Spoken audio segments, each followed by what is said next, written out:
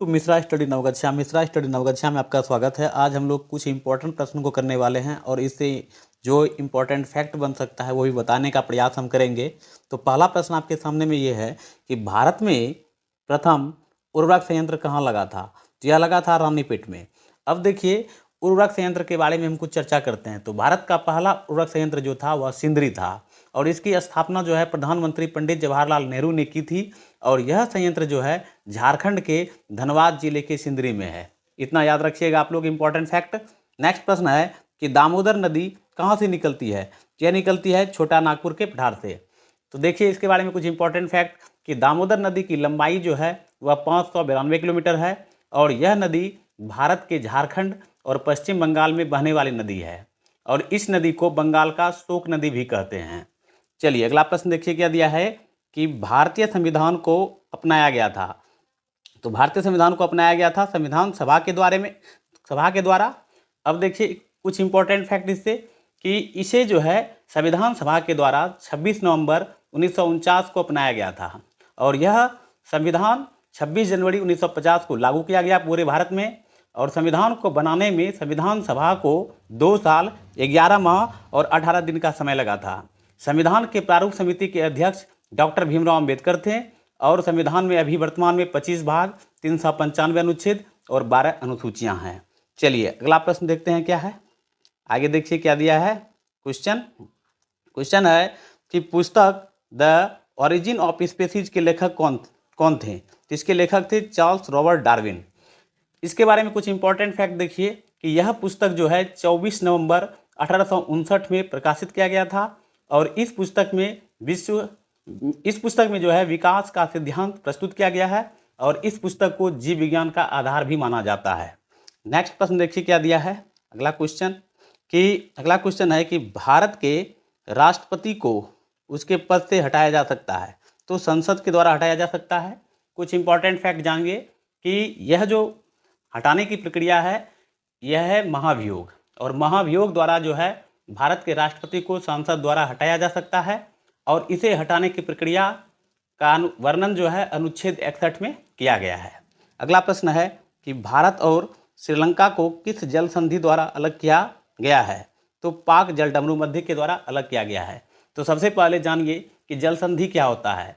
तो जल संधि समुद्र का एक पतला चैनल होता है। यह 2 बड़े जल निकायों को जोड़ता है। कुछ प्रमुख जल संधि इस प्रकार है जैसे जिब्राल्टर हुआ, सुंडा हुआ, हडसन हुआ इत्यादि। अगला प्रश्न देखिए क्या दिया है। अगला क्वेश्चन है नेक्स्ट क्वेश्चन देखिए क्या है। भारत में आय का सबसे बड़ा स्रोत है? तो प्रत्यक्ष कर है आय का सबसे बड़ा स्रोत। लेकिन मैं आपको बताना चाहूँगा इससे कुछ इंपॉर्टेंट फैक्ट कि भारत में जो है आय का सबसे बड़ा स्रोत तृतीय क्षेत्र जो कि सेवा क्षेत्र है। प्रत्यक्ष कर के अंतर्गत क्या क्या आ सकता है, जैसे आयकर हुआ, निगम कर हुआ, संपत्ति कर हुआ इत्यादि।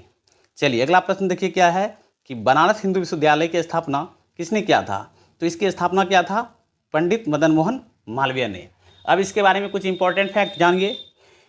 बनारस हिंदू विश्वविद्यालय को BHU भी कहा जाता है। यह यूपी में है, उत्तर प्रदेश राज्य में वाराणसी स्थान है वहाँ पर है और इसकी स्थापना पंडित मदन मोहन मालवीय ने सन 1916 में किया था और यह विश्वविद्यालय जो है देश के सबसे प्रतिष्ठित केंद्रीय विश्वविद्यालय में से एक है।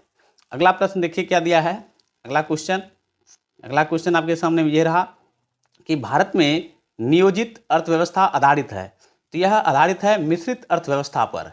अब समझिए कि नियोजित अर्थव्यवस्था पहले होता क्या है। तो यह अर्थव्यवस्था एक ऐसी अर्थव्यवस्था है जिसमें सरकार निर्माण परियोजनाओं का प्राधिकरण, नियोजन और कार्यान्वयन करता है। दूसरा, इसमें सरकार जो है दीर्घकालिक योजना बनाती है और इसमें सरकार बड़े पैमाने पर उत्पादन को बढ़ावा देती है।